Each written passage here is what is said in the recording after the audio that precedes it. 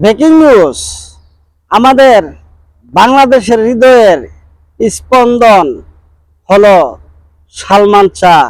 যেই সালমান শাহ বাংলাদেশের লাখো কোটি মানুষের হৃদয় কেড়ে নিয়েছিল এবং তার ভালোবাসায় বাংলাদেশের লাখো কোটি মানুষের প্রাণ আজও কেঁদে বেড়ায়। আজ দীর্ঘত 28 বছর পরে কোথায় থেকে তার স্ত্রী সেই পতিতা আসলো এবং তাকে নিয়ে অশৃঙ্খল ভাষায় কথা বলল। সেই পতিতাকে বলতে চাই, সালমান শাহকে তোকে যে বিয়ে করেছিল এটা তো তোর রাজকপাল ছিল। তুই আগে পতিতা ছিলি, বেশ্যা মাগি।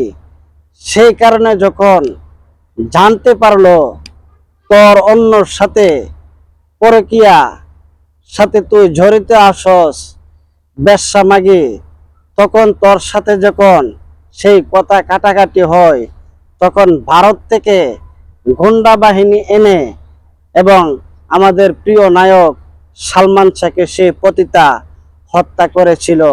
আর সে পতিতা বলে সালমান শাহ নাকি বিয়ের আগে কয়েকবার হত্যার জন্য চেষ্টা করেছিল।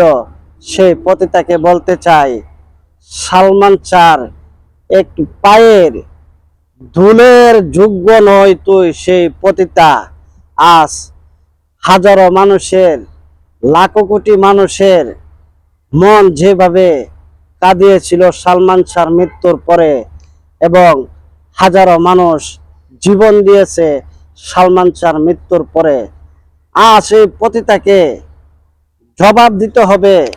এবং লাখো কোটি মানুষ যারা সালমান শাহকে ভালোবাসেন সেই প্রতিবাদ করতে হবে। দীর্ঘত 28 বছর পরে কোথায় থেকে বের হয়ে আসলো সেই পতিতা আমাদের মরহুম প্রিয় নায়ক সালমান শাহকে নিয়ে। আজ কেন সে কটূক্তি করে সেই পতিতা, তাকে আইনের আওতায় আনতে হবে। আপনারা যারা প্রিয় নায়ক সালমান শাহকে ভালোবাসেন এই ভিডিওর সাথে প্রতিবাদ করবেন, সেই বেশ্যা মাগিকে যেন আইনের আওতায় আনা হয়। সেই বেশ্যা মাগি আজ আমাদের প্রিয় নায়ক মরহুম সালমান শাহকে নিয়ে যেসব ধরনের কথা বলেছে তাকে আইনের আওতায় আনতে হবে, কঠিন সাজা দিতে হবে সেই পতিতাকে। যারা প্রিয় সালমান শাহ